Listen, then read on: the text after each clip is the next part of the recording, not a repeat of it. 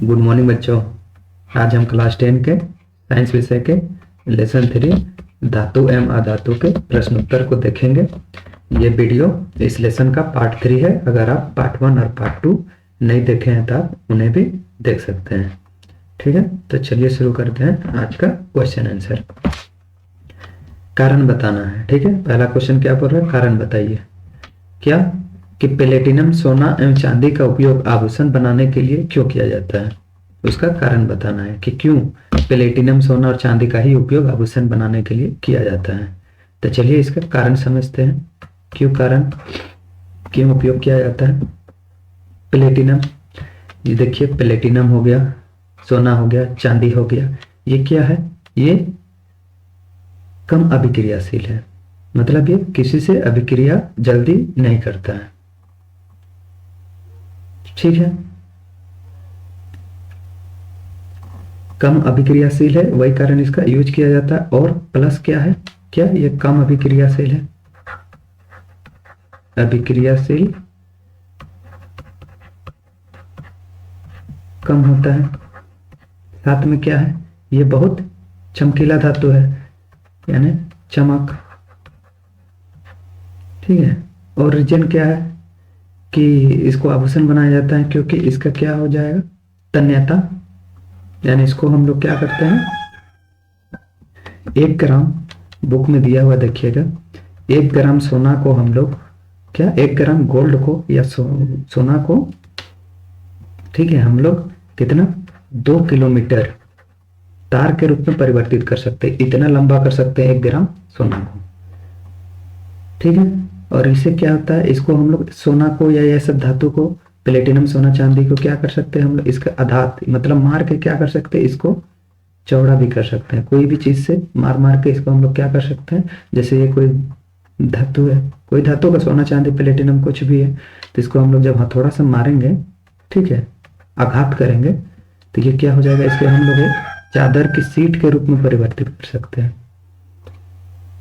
ठीक है, एक हो गया तन्यता, एक हो गया चादर के सीट के रूप में परिवर्तित कर सकते हैं, मतलब आधात वर्ध्य है। और क्या होता है दूसरे, और एक होता है चमक, और ये कम अभिक्रियाशील है।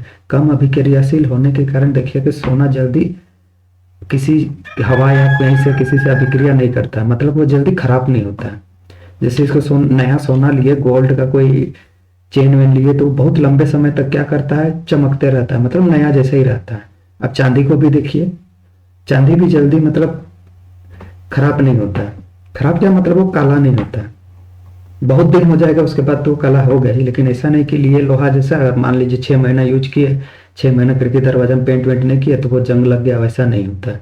मतलब ये अभिक्रियाशील इसका कम होता है।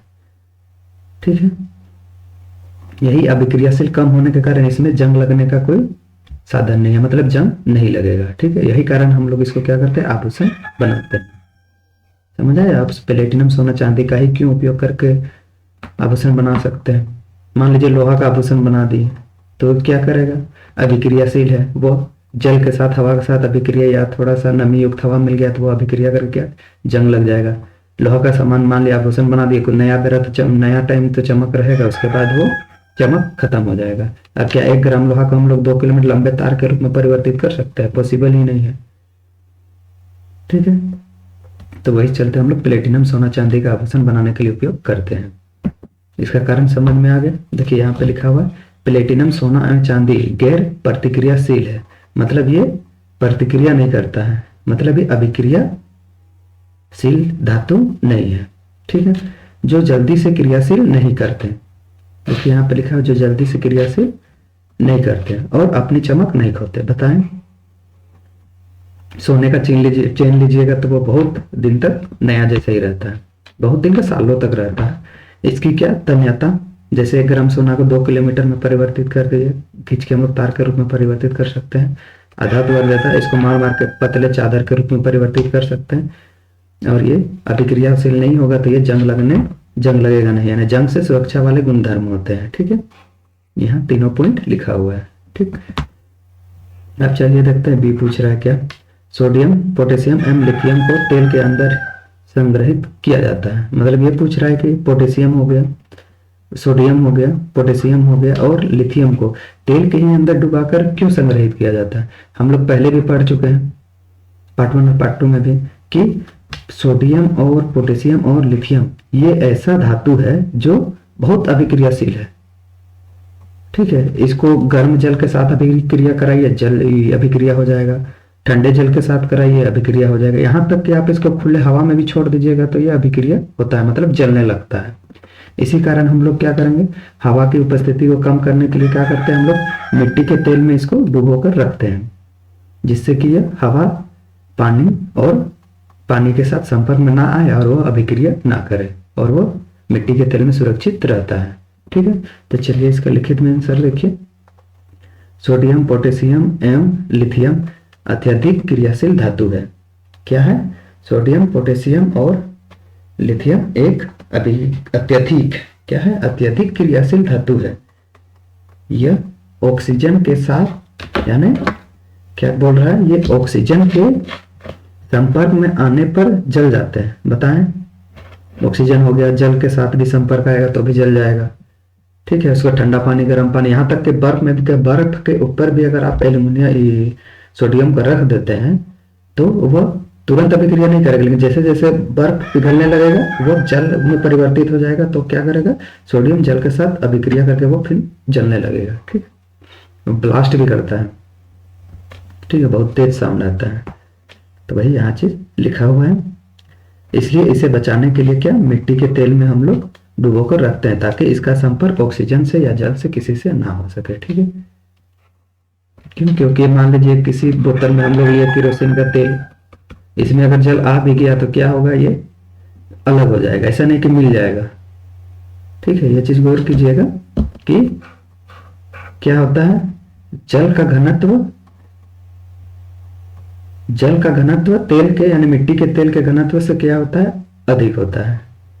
यही कारण है कि जल नीचे आ जाएगा और मिट्टी का तेल ऊपर रहता है। ठीक है, यही कारण है कि हम लोग सोडियम और पोटेशियम को मिट्टी के तेल में डुबोकर रखते हैं। ये भी समझ आ गया कारण क्या है। अब तीसरा देखते हैं, एल्यूमिनियम अधिक अभिक्रियाशील धातु है, फिर भी इसका उपयोग खाना बनाने वाले बर्तन बनाने के लिए किया जाता है, यानी खाना बनाने वाले बर्तन बनाने के लिए किया जाता है। मतलब एल्यूमिनियम अधिक अभिक्रियाशील धातु है, फिर भी हम लोग क्यों इसका खाना बनाने वाले बर्तन के रूप में उपयोग करते हैं। एल्यूमिनियम का बहुत सारा बर्तन आता है किचन में, देखिए कि वो खाना बनाने के लिए उसका यूज होता है, घर वाले मम्मी लोग यूज करते हैं। ठीक है, तो वो क्यों, अभिक्रिया है फिर भी क्यों, तो वही चीज इसका कारण बताना है। तो चलिए इसका कारण देखते हैं। पहला कारण क्या हो गया, एल्यूमिनियम क्या होता है, उष्मा का कुचालक होता है। अब कुचालक बोले सुचालक होता है, मतलब उष्मा क्या होता है, एल्यूमिनियम से होते हुए संचरण कर सकती है। ठीक है, पहला। चलिए यहाँ पे देखते हैं, एल्यूमिनियम एक शक्तिशाली एवं सस्ता धातु है।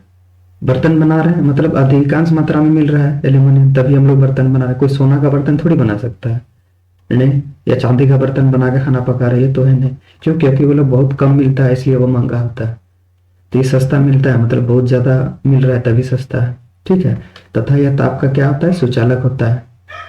मतलब अगर कोई हम लोग एल्यूमिनियम का एक रोड ले लिए, ठीक है, अगर यहाँ पे हम लोग गर्म करेंगे, ठीक है, इसको यहाँ पे गर्म कर रहे हैं, यहाँ पे मोमबत्ती रखिए तो यहाँ पे जैसे गर्म होते होते जाएगा, इसका उष्मा चलते यहाँ पे जाएगा। ठीक है, और यहाँ पे चलते चलते ये मोमबत्ती क्या होगा, पिघल के गिर जाएगा। मतलब क्या हो रहा है, उष्मा यहाँ से यहाँ संचरित कर रही है, मतलब ये क्या हो गया, उष्मा का सुचालक है। तो कुचालक होता तो नहीं जाता, और उष्मा अगर नहीं ट्रेवल करता तो मोमबत्ती यहाँ से गिरता नहीं।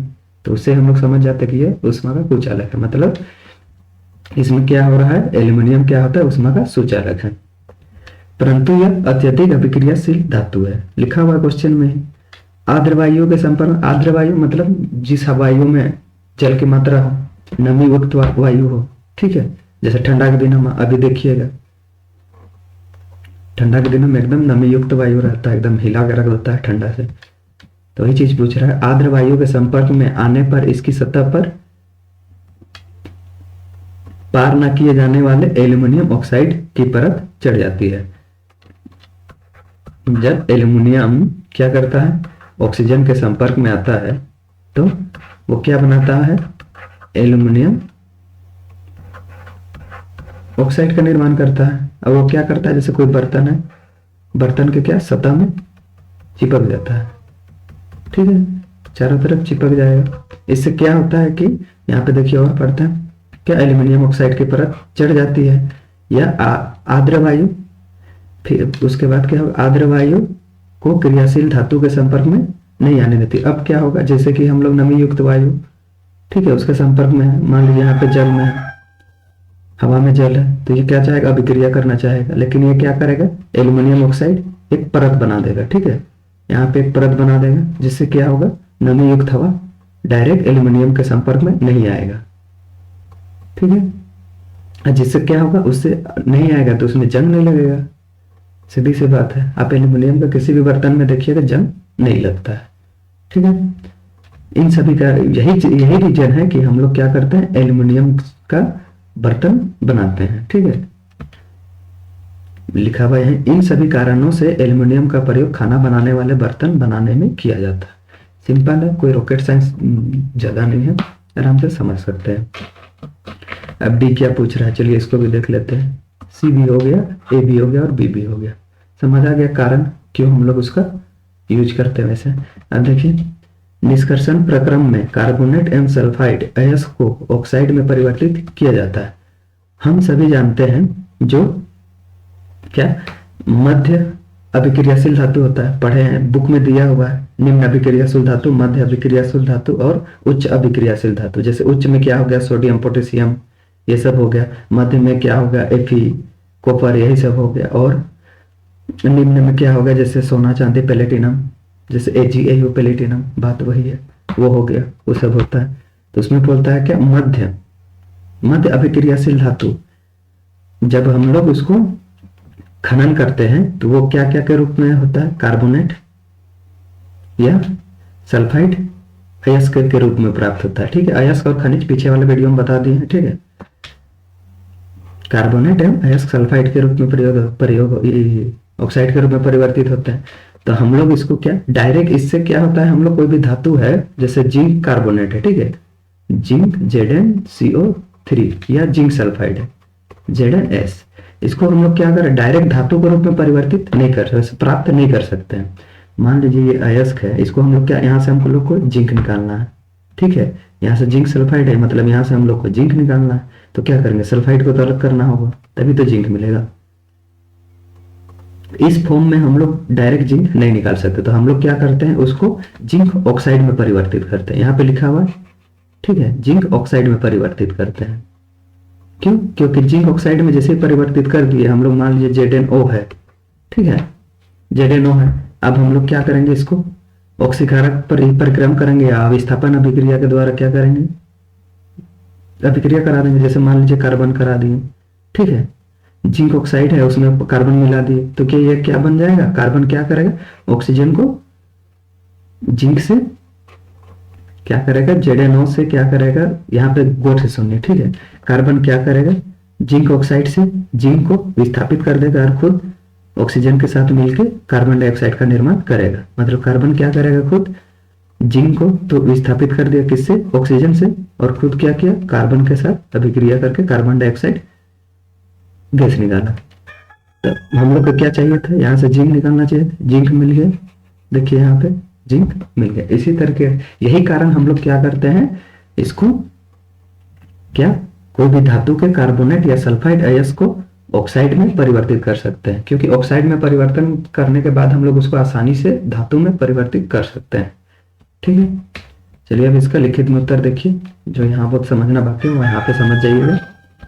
धातु कार्बोनेट और धातु सल्फाइड को धातु में बदलना कठिन है, पीछे बताया क्या है, कठिन है, ठीक है, इसलिए इन्हें पहले धातु ऑक्साइड किस में बदले थे हम लोग, धातु ऑक्साइड में बदले थे। यहाँ पे देखिए इसको क्या है, धातु ऑक्साइड में कैसे बदले, जैसे ऑक्सीजन के साथ अभिक्रिया कराएं तो ये धातु ऑक्साइड में बदल गया, जैसे यहाँ भी लिखा हुआ है उसका, ठीक है। बदलना आवश्यक है जब उसे किसी अपचयक, मतलब कार्बन एक अच्छा प्रकार का अपचयक है, वो क्या करता है, ऑक्सीजन को अपने साथ मिला लेता है, ठीक है, की सहायता से धातु में बदला जा सकता है।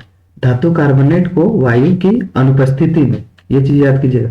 धातु कार्बोनेट, जब भी हम लोग को कोई धातु का अयस्क कार्बोनेट के फॉर्म में मिलता है, ठीक है, गौर से सुनिए क्या बोल रहे हैं। जब भी कोई धातु का अयस्क कार्बोनेट के जब भी धातु का अयस्क कार्बोनेट के फॉर्म में मिलता है तो हम लोग क्या करते हैं, उसको वायु की अनुपस्थिति या बुक में दिया हुआ है सीमित वायु, ठीक है, बुक में पढ़िएगा क्या दिया हुआ है, सीमित वायु की उपस्थिति में गर्म करके कार्बन डाइऑक्साइड को निष्कासित कर सकते हैं, ठीक है। तो इसका एक देखिए अभिक्रिया दिया हुआ है। जिंक क्या है, कार्बोनेट के फॉर्म में है, मतलब जिंक अयस्क किस फॉर्म में है, कार्बोनेट, जिंक कार्बोनेट के फॉर्म में। इसको क्या किए हम लोग, वायु की अनुपस्थिति में या सीमित वायु में क्या किए, गर्म किए। जैसे गर्म किए ये क्या हो गया, जिंक ऑक्साइड का निर्माण हुआ, प्लस क्या हुआ, कार्बन डाइऑक्साइड गैस बाहर निकला, ठीक है। अब इसमें क्या करेंगे, जिंक ऑक्साइड है, इसको फिर हम लोग कार्बन के साथ अभिक्रिया करा देंगे तो वो कार्बन डाइऑक्साइड फिर बनेगा, तो उसके बाद जिंक हम लोग को प्राप्ति हो जाएगा। कह के निकलना तो हम लोग को जिंक ही है, ठीक है। अब देखिए मान लीजिए जिंक अगर सल्फाइड के फॉर्म में रहे तो क्या करेंगे, ठीक है, कार्बोनेट और सल्फाइड दोनों हो सकते हैं। यहाँ पे देखिए लिखा हुआ है, तो यहाँ पे देखिए धातु सल्फाइड को ऑक्सीजन की उपस्थिति में गर्म करने पर उसे धातु ऑक्साइड में रूपांतरित किया जाता है। इससे गंधक और आर्सेनिक जैसी अशुद्धियां भी दूर हो जाती है। जैसे जिंक ऑक्साइड, जिंक सल्फाइड है, ठीक है, उसको ऑक्सीजन की उपस्थिति में क्या किया हम लोग, गर्म किया, तो तापन या उष्मा कुछ भी लिख सकते हैं। तो क्या हो गया, जिंक ऑक्साइड मिला और सल्फर डाइऑक्साइड गैस निकला। ये चीज यहाँ पे और एक चीज गौर कीजिए, जब हम लोग कार्बोनेट के फॉर्म में था अयस्क तो हम लोग को कौन सा गैस बाहर निकल रहा था, कार्बन डाइऑक्साइड, क्योंकि यहाँ क्या है, कार्बन, ठीक है। ये चीज गौर कीजिएगा, रटना नहीं है, कितना रटिएगा, एक सब्जेक्ट थोड़ी ना पढ़ना है, बोल के समझ के चलना है। क्या यहाँ पे जैसे जिंक कार्बोनेट अयस्क के रूप में था, जब उसको गर्म किया तो कौन सा गैस बाहर निकला था, कार्बन डाइऑक्साइड, ठीक है। मैच कीजिए, दोनों यहाँ सी है, कार्बन कार्बन अभिकारक में भी और उत्पाद में भी है। अरे यहाँ पे देखिए जिंक सल्फाइड क्या है, सल्फर, जिंक के साथ क्या है, सल्फर उपस्थित है। जब इसको हम लोग ऑक्सीजन की उपस्थिति में गर्म किए तो कौन सा गैस निकला, सल्फर डाइऑक्साइड, ठीक है, सल्फर डाइऑक्साइड, सल्फर यहाँ पे भी है, यहाँ पे भी है। यहाँ कार्बन था तो कार्बन डाइऑक्साइड, यहाँ सल्फर है तो सल्फर डाइऑक्साइड। अब दोनों में प्राप्त किया हुआ, यहाँ पे जिंक ऑक्साइड का प्राप्ति हुआ और यहाँ पे जिंक ऑक्साइड का प्राप्ति हुआ। अब इसको हम लोग अपचयन या विस्थापन अभिक्रिया के द्वारा इसको विस्थापित कर सकते हैं। जैसे मान लीजिए, अब विस्थापित कैसे करेंगे, चलिए यहाँ पे देख लेते हैं। जिंक ऑक्साइड के फॉर्म में है, अब हम लोग को यहाँ से जिंक निकालना है, कार्बन वाला तो बता दिए थे, और एक देख लीजिए। अब क्या करेंगे हम लोग, इस बार देखते हैं विस्थापन अभिक्रिया, वो देखे तो ऑक्सीकारक वाला, अब देखते हैं विस्थापन अभिक्रिया के द्वारा भी हम लोग जिंक और ऑक्सीजन को अलग कर सकते हैं। अब कैसे करेंगे, विस्थापन अभिक्रिया में हम लोग पढ़े थे कि क्या कोई भी धातु जिंक को अलग कब कर पाएगा, जब क्या होगा, जिंक से अधिक क्रियाशील होगा। अधिक क्रियाशील, सबसे अधिक क्रियाशील क्या, सोडियम, पोटेशियम, लिथियम पढ़े, मान लीजिए सोडियम, अगर ऐसा होता होगा तो मानना है, ठीक है, ठीक, मान इस दोनों का अभिक्रिया कराएं। अब क्या हो जाएगा अभिक्रिया के बाद, ये तो अधिक अभिक्रियाशील है, किससे, जिंक से, तो ये क्या करेगा, इसको जिंक को विस्थापित कर देगा, बोलेगा हटो, तुम हटो, हम ऑक्सीजन के साथ मिल जाएंगे और कुछ बना लेंगे। मान लीजिए कुछ बन गया, ऐसा तो होता नहीं है लेकिन फिर भी मान लीजिए NaO बन गया, ठीक है, सोडियम ऑक्साइड बन गया,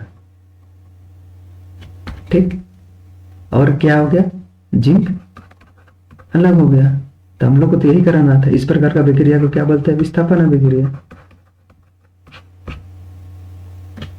ठीक है।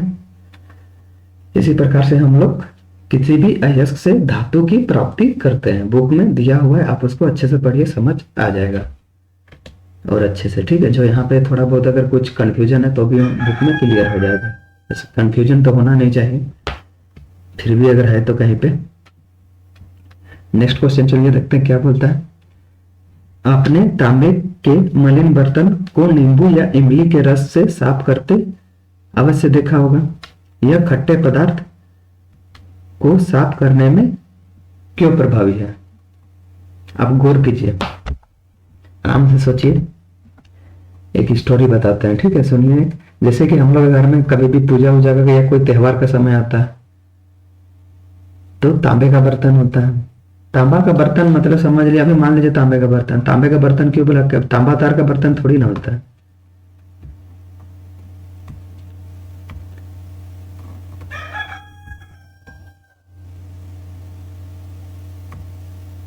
चलिए आप देखिए, तांबा का बर्तन क्यों बोला गया। हम लोग घर में तो अधिकांश देखते हैं। अच्छा छोड़िए, शुरू दिख हटाइए, अब सबको हटाइए, अब सुनिए मेरा बात, ठीक है। जैसे कि घर में कोई पूजा वूजा होता है तो मम्मी क्या करेगी, कांसा का बर्तन हो गया, लोटा होता है या कांसा का थाली होता है। पूजा थाली अधिकांश कांसा का होता है या बर्तन वर्तन होता है, जैसे पानी वानी या शादी ब्याह होता है तो उसको क्या करती है, निकालती है। क्या कि बहुत लंबे लंबे समय के बाद वो यूज होता है, स्पेशल पूजा पासा के लिए उसको अलग करके रखा जाता है, ठीक है। तो उसमें क्या करती है, जैसे लोटा निकाली, ठीक है, लोटा निकाली, अब मम्मी को देखना क्या करेगी, उसमें इमली डाल देगी, इमली से उसको घिसेगी, ठीक है, बर्तन को। पहले तो गंदा होता है, जब निकालती है तो वो जब घिस घिस के उसको धो साई करती है, रगड़ती है, तो वो क्या होता है, लोटा एकदम नया जैसा चमकने लगता है। ये लोटा किसका होता है, कांसा का होता है, ठीक है। कांसा पीतल घर में होता है बर्तन, उसको साफ करती है तो देखते हैं ये साफ हो जाता है, एकदम नया जैसा चमकने लगता है, ठीक है। तो वही चीज पूछ रहा है कि हम लोग साफ करने के लिए मम्मी जो थी वो इमली का ही यूज क्यों की, नींबू का ही यूज क्यों की, कोई भी खट्टा पदार्थ का यूज क्यों की। तो वही चीज यहाँ पूछ रहा है इस क्वेश्चन में कि क्यों किया जाता है, क्यों प्रभावी है,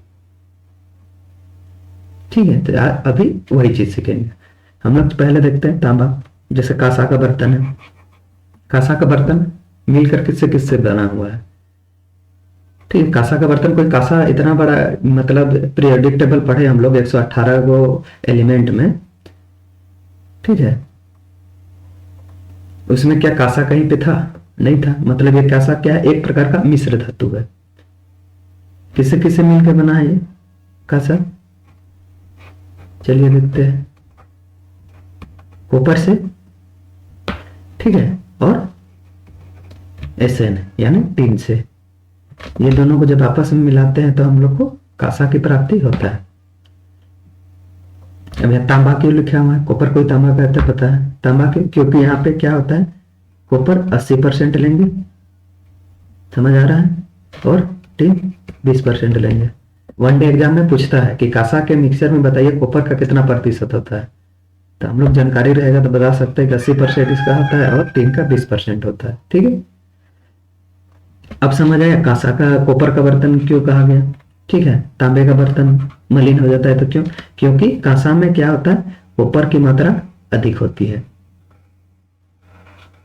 क्या होती है, अधिक होती है। यही चलते इसको तांबे का बर्तन बोला गया है, ठीक। अब चलिए देखते हैं कॉपर,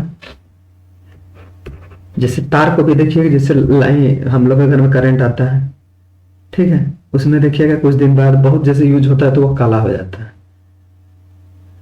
याद आ रहा है, क्या हो जाता है, वो काला हो जाता है। काला क्यों होता है, ये भी देखिए, हमारे वातावरण में गैस है, एक कार्बन डाइऑक्साइड नामक गैस है, 100% अगर हम लोग छोड़ते हैं वो भी देख कार्बन डाइऑक्साइड नामक गैस है, ठीक है। जब ये दोनों कॉपर कार्बन डाइऑक्साइड के साथ अभिक्रिया करता है तो क्या बनाता है, कॉपर कार्बोनेट, क्या बनाता है, कॉपर कार्बोनेट बनाता है।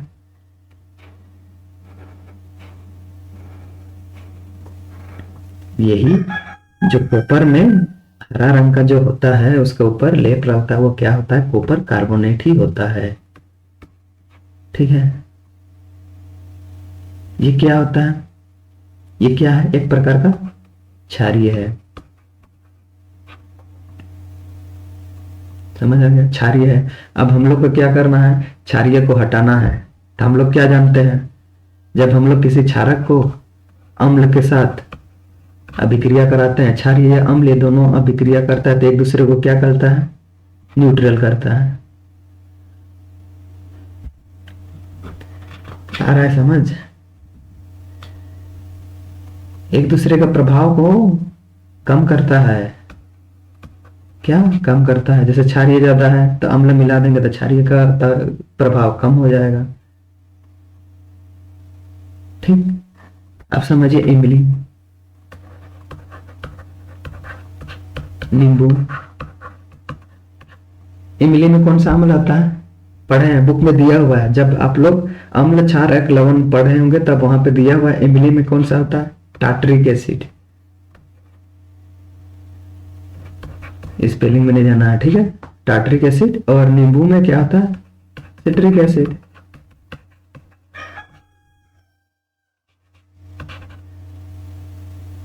ये क्या है? अम्लीय है। और जो बर्तन में कॉपर के साथ कार्बन डाइऑक्साइड बना था वो क्षारीय था। जब मम्मी पकड़ी इमली को और क्षारीय में घिसी तो क्या हुआ? दोनों आपस में अभिक्रिया करके एक दूसरे के प्रभाव को कम किए और बर्तन फिर से चमकने लगा। समझ आया?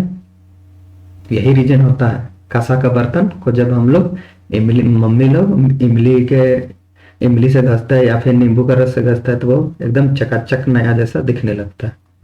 ठीक, अब चलिए इसका लिखित में आंसर देख लेते हैं। खट्टे पदार्थ में सिट्रिक अम्ल होता है। जरूरी नहीं है कि सभी खट्टे पदार्थ में सिट्रिक ही अम्ल हो। इमली भी तो खट्टा पदार्थ है, लेकिन इसमें कौन सा अम्ल होता है? टार्टरिक अम्ल होता है। समझ आया? तांबे के बर्तन पर हरे रंग की परत, पता है हरे रंग की परत क्या? कॉपर कार्बोनेट होता है। ठीक है, क्या है? Copper carbonate. ये क्या? कौन सा? हरा रंग का होता है, जमा हो जाती है। इसलिए कॉपर कार्बोनेट जो एक प्रकार का क्या है? क्षारीय है। क्या लिखा हुआ है? क्षारीय प्रकृति का है। यह नींबू के रस के साथ घुल जाती है। जब घिसते हैं नींबू या इमली के साथ तो वो घुल जाती है। जो प्रकृति, जिसका प्रकृति क्या होता है? अम्लीय होता है। हम लोग जाने अम्लीय प्रकृति का होता है, जिससे वह उदासीन हो जाता है। मतलब ये दोनों एक दूसरे से अभिक्रिया करके उदासीन हो जाता है और बर्तन साफ हो जाता है। ठीक है, समझ आ गया? अब चलिए देखते हैं नेक्स्ट क्वेश्चन। रासायनिक गुणधर्म के आधार पर धातु एवं अधातु में विभेद करें। कोई भी कर सकता है, लेकिन भौतिक नहीं देखना। ये नहीं बोलेंगे कि धातु एक चमकशील चमकता है और अधातु नहीं चमकता है। धातु विद्युत का चालन करता है, धातु विद्युत का चालन नहीं करता। उष्मा का सुचालक होता है, उष्मा का कुचालक होता है। ऐसा नहीं करना। क्या करना है हम लोग को? यहाँ पे ध्यान से देखिए, भौतिक गुणधर्म नहीं पूछा है। ठीक है, यहाँ क्या पूछा है? रासायनिक गुणधर्म। ऐसा नहीं कि पूछ दिया रासायनिक गुणधर्म और आप सब लिख के आगे भौतिक गुणधर्म, फिर पता चला सारा नंबर कट गया, मिला क्या? 0।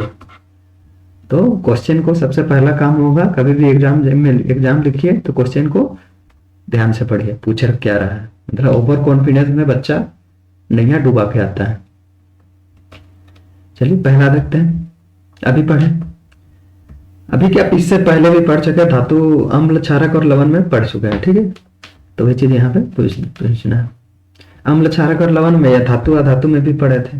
अम्ल क्षारक और लवण में तो हाँ, उसमें भी पढ़े थे कि धातु के ऑक्साइड क्षारीय प्रकृति के होते हैं और अधातु तो अम्ल से प्रक्रिया ही नहीं करता। तो वही चीज यहाँ पढ़ना है। ठीक है, तो चलिए इसको देखते हैं। धातु ऑक्साइड क्षारीय प्रकृति का होता है। ठीक है, और अधातु ऑक्साइड अम्लीय प्रकृति का होता है। अम्ल क्षारक और लवण में भी पढ़े हैं और इसमें भी पढ़ा है, दोनों यहाँ दिया हुआ है। ठीक है, तो दूसरा क्या देखेंगे? धातु अम्ल के साथ अभिक्रिया करके हाइड्रोजन गैस का निर्माण करता है। बताए थे कोई भी धातु हो क्या, उसको अम्ल के साथ अगर अभिक्रिया कराते हैं तो क्या मिलता है हम लोग को? लवण प्लस हाइड्रोजन गैस का निर्माण होता है। ठीक है, तो यहाँ वही चीज लिखा हुआ है।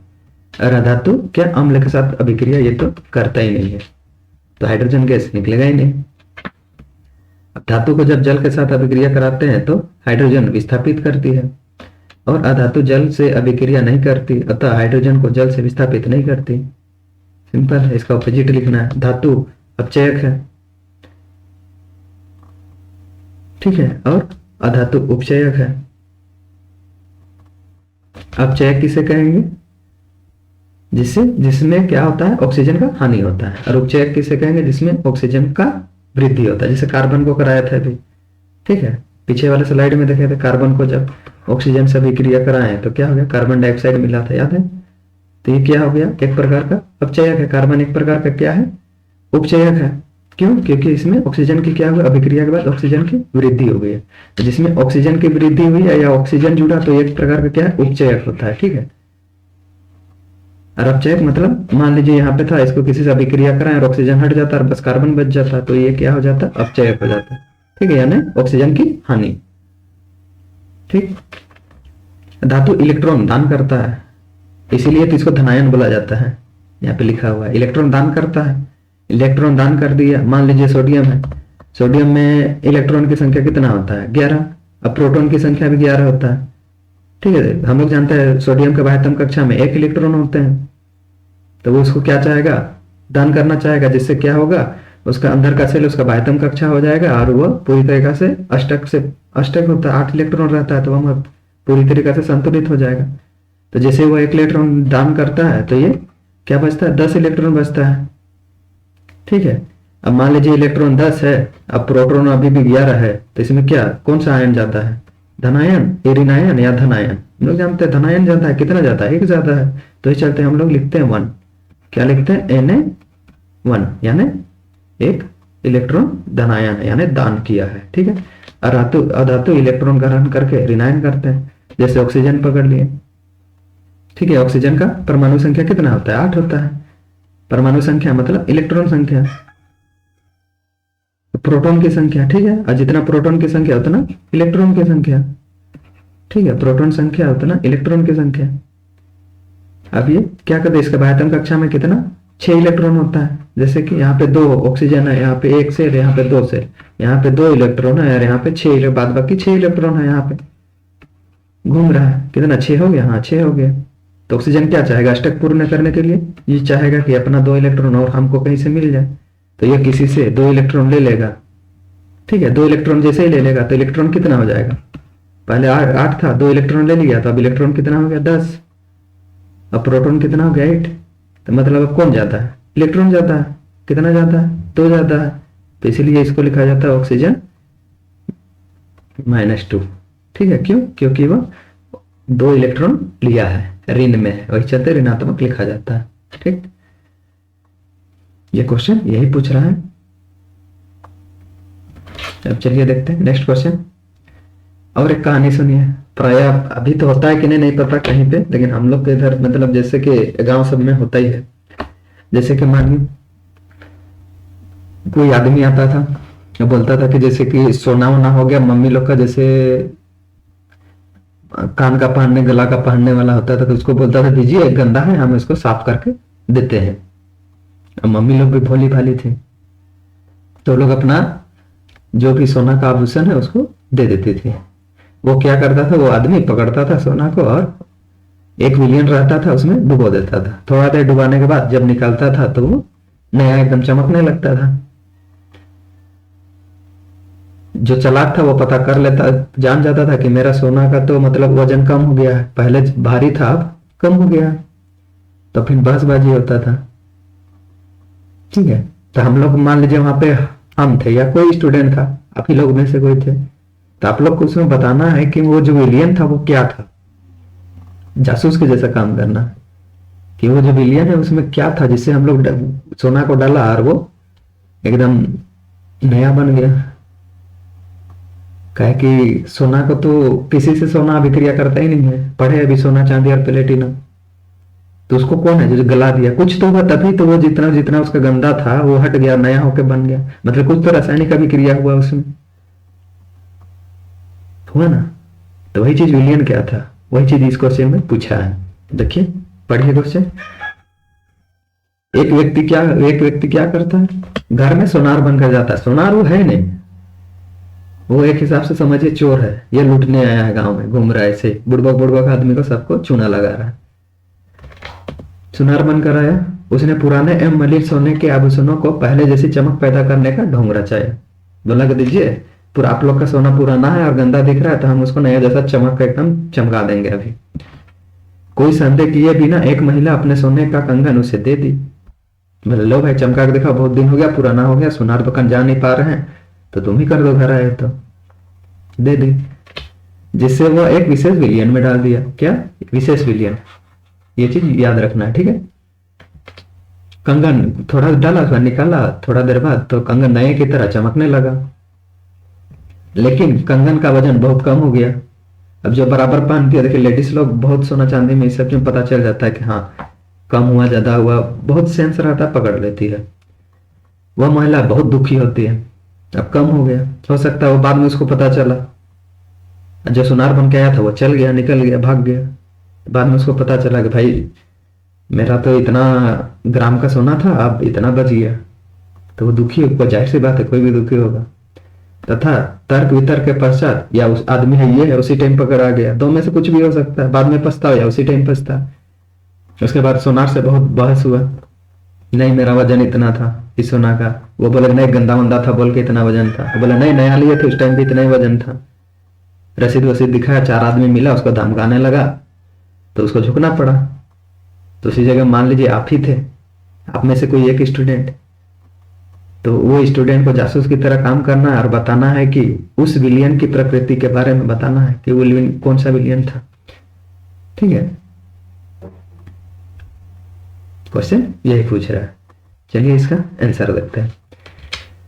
वो विलियन क्या था जिसमें वो सोना को डुबोया और एकदम चमचमाता हुआ नया कर दिया। नया क्या किया? लूट के चल गया, बोलिए उसको कुछ नहीं, चल गया या लूटने आया था बस, और कुछ नहीं, ठीक है। विलियन में डाला सोना को, कोई चेन था, एकदम डाला, इसको निकाला, एकदम नया का जैसा निकला। तो हम लोग ये भी जानते हैं Ag हो गया, Au हो गया और प्लेटिनम हो गया, ये बहुत निम्न अभिक्रियाशील है, ठीक है। ये किसी से अभिक्रिया करता ही नहीं है, मतलब बहुत ही, मतलब क्या बोलेंगे, थेथड़ आदमी है ये, ठीक। नया सोना लीजिए, बहुत दिन तक यूज कीजिए, फिर भी वो नया जैसा ही चमकते रहेगा, कोई दिक्कत नहीं है, एकदम बिंदास। ये तो किसी के साथ अभिक्रिया करता ही नहीं है। तो फिर इस विलियन में क्या था? इस विलियन में था नाइट्रिक एसिड, क्या था? HNO3, जिसे हम लोग नाइट्रिक एसिड बोलते हैं, और HCl, या फिर ये इस तरह समझ, नाइट्रिक एसिड लिए, HCl लिए, इसका अनुपात कितना किए? 1 अनुपात में ये लिए और 3 अनुपात में ये लिए। मतलब क्या समझ रहे हो? मान लीजिए 12 लीटर या 12 ml कुछ भी बनाना है, हम लोग को विलियन बनाना है, ठीक है, 12 ml बनाना है, तो हम लोग इसमें क्या लेंगे?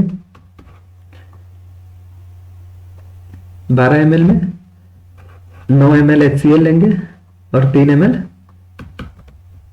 HNO3 लेंगे।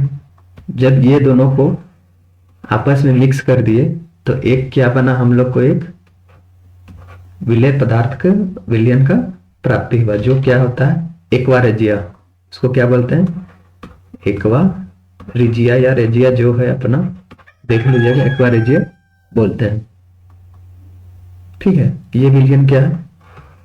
वही विलियन है। ये कौन सा विलियन था जहां पे वो सोना डाला था ढोंगी बाबा? एक्वा रेजिया का विलियन था। उसमें क्या क्या मिक्स था? नाइट्रिक एसिड और हाइड्रोक्लोरिक अम्ल। कितना अनुपात में था? नाइट्रिक एसिड 1 अनुपात में और हाइड्रोक्लोरिक अम्ल 3। इसे कैसे याद करेंगे? जैसे हमारे स्टोमक में क्या होता है? हाइड्रोक्लोरिक अम्ल होते हैं, और हम लोग एक दिन में कितना बार खाना खाते हैं? कितना टाइम? एक सुबह खाते हैं, एक दोपहर खाते हैं, एक शाम खाते हैं, मतलब 3 टाइम खाना खाते हैं। तो इसका अनुपात आराम से याद करने का तरीका है 3 रख लीजिए, ठीक है। 3 और 1, बात खत्म, कंफ्यूजन ही नहीं होगा। जब दोनों को मिला दिए तो एक्वा रेजिया बन गया, मतलब इसी को बोला जाता है अम्लराज। एक्वा रेजिया भी बोल सकता है या अम्लराज बोल सकता है, ठीक है, कुछ भी बोलिए, दोनों एक ही है, दिमाग में रखना है। अब सोना क्या हो गया? अम्लराज एक ऐसा एसिड होता है, क्या है कि दोनों तो एसिड ही है। अम्लराज एक ऐसा एसिड होता है जो सोना तक को पिघाल सकता है, ठीक है। क्या कर सकता है? सोना तक को वो पिघाल सकता है। सोना तो छोड़िए, उस प्लेटिनम जो होता है ना सबसे हार्ड, उसको भी पिघाल सकता है वो।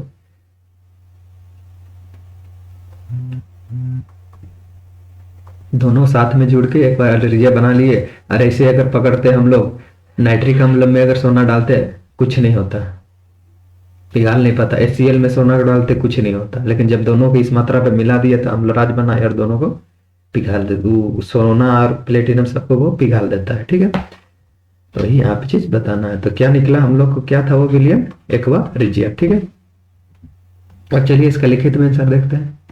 सोनार द्वारा उपयोग किया गया वह विलियन क्या था, एक्वा रिजिया। ये इसी को हम लोग बोलते हैं अम्लराज। तो इसको याद करके नोट्स बनाइएगा तो बगल में अम्लराज ब्रैकेट में लिख लीजिएगा। ठीक है, एक्वा रिजिया विलियन में तनु हाइड्रोक्लोरिक अम्ल, ठीक है, जिसे Cl एवं नाइट्रिक अम्ल HNO3। ठीक है, कितना अनुपात में होता है, HCl यहाँ दिया हुआ है 3 अनुपात में, और नाइट्रिक अम्ल कितना 1 अनुपात में। यहाँ भी वही चीज लिखा हुआ है। ठीक है, होता है सोना एक्वा रिजिया में घुलनशील है, समझ गए, इसलिए महिला का कंगन का भार कम हो जाता है। समझ आया। अगर आप लोग के गांव में अगर कैसा उस घटना हुआ होगा तो आप लोग समझ जाइए कि वो चीज था क्या। अब चलिए देखते हैं, गर्म जल के टैंक बनाने में तांबे का उपयोग होता है, परंतु इस्पात मतलब स्टील, STEEL होता है ना, जो भी होता है देख लीजिएगा, स्टील का नहीं। ठीक है, इसका कारण बताइए। अब चलिए स्टील क्या होता है, स्टील कैसे बनता है, ये भी तो समझना होगा, तभी तो बता पाएंगे कि स्टील का उपयोग क्यों नहीं करते। स्टील क्या होता है, जब भी आप लोहे को गलाइए, ठीक है, Fe को एकदम गला देना है, उसमें क्या करना है, कार्बन मिलाना है। कितना 0.4% था शायद, यही आसपास या था, कुछ कम मात्रा में मिलाना, परसेंटेज को छोड़िए फिर कंफ्यूजन हो जाएगा। Fe क्या, लोहा को गलाना है, उसमें कार्बन मिला देना है। ठीक है, और उसको रूम तापमान में क्या करना है, रूम तापमान जैसे मान लीजिए 24 डिग्री सेल्सियस से, तो उस तापमान तक ठंडा करना है। तो इसी से क्या बनता है, हम लोग को स्टील का निर्माण होता है, इस्पात। ठीक है, अब समझ आ गया कि क्यों हम लोग इस्पात का यूज नहीं करते, तांबा का यूज करते हैं। अब चलिए देखते हैं तांबा का यूज क्यों करते हैं, पहले ये समझिए। ठीक है, तांबा का यूज इसलिए करते हैं क्योंकि वह जल के साथ अभिक्रिया नहीं करता।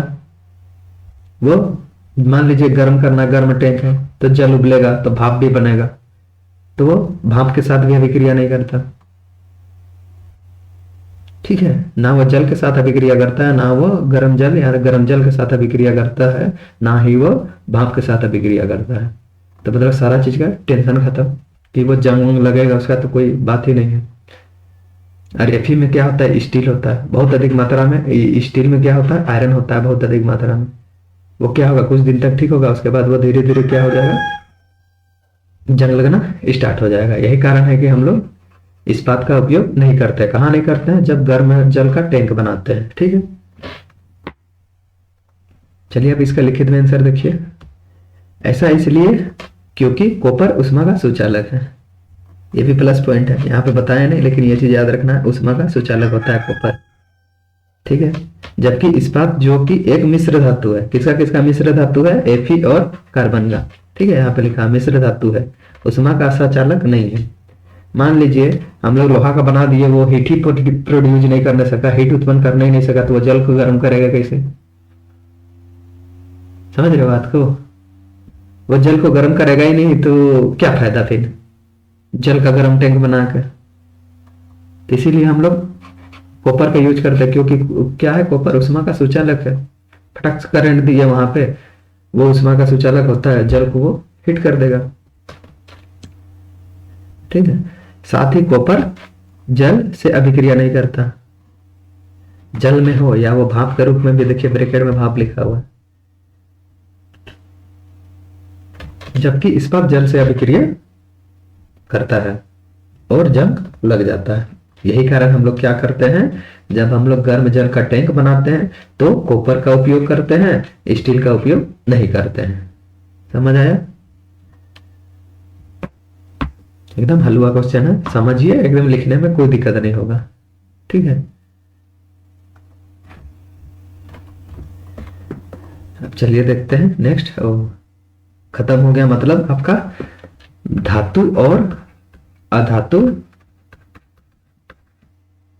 और अधातु। ठीक है, अधातु चैप्टर का सारा क्वेश्चन आंसर कंप्लीट हो गया। कितना वीडियो पार्ट 1 है, पार्ट 2 है और पार्ट 3 है। 3 ही वीडियो में सारा क्वेश्चन आंसर कंप्लीट हो गया। ठीक है, अब हम लोग आगे पढ़ेंगे क्या, कार्बन और उसके यौगिक के क्वेश्चन आंसर देखेंगे। ठीक है, ये भी बहुत मजा है। ऐसा इतना एलिमेंट है बताइए, आवर्त सारणी में 118, लेकिन कार्बन को स्पेशल इज्जत दिया गया, उसके चलते स्पेशल एक चैप्टर है। तो ये भी समझना होगा क्यों चैप्टर है। कार्बन कुछ तो बात है ही नहीं। क्यों नहीं आयरन का एक चैप्टर बनाया गया, क्यों नहीं सोडियम का बनाया गया, क्यों नहीं सबसे महंगा है सोना चांदी, इस सब का बनाया गया, प्लेटिनम उससे भी महंगा। बताइए क्यों कार्बन ही ऐसा क्यों है जो उसका एक खास एक चैप्टर दिया गया जिसे हम लोग पढ़ना है। तो वही चीज सीखेंगे यहाँ पे, क्यों कार्बन इतना वीआईपी क्यों है। ठीक है, तो आज के वीडियो में इतना ही। अगर आप लोगों को ये वीडियो पसंद आया या आपके एग्जाम प्रोफेट या कुछ जानने को मिला तो वीडियो को लाइक कीजिए और साथ ही अपने दोस्तों के साथ शेयर कीजिए। और कुछ कंप्लेन है, कुछ शिकायत है तो कमेंट कीजिए और चैनल को सब्सक्राइब कीजिए। मिलते हैं अब नेक्स्ट वीडियो में। जय हिंद, जय भारत, जय झारखंड।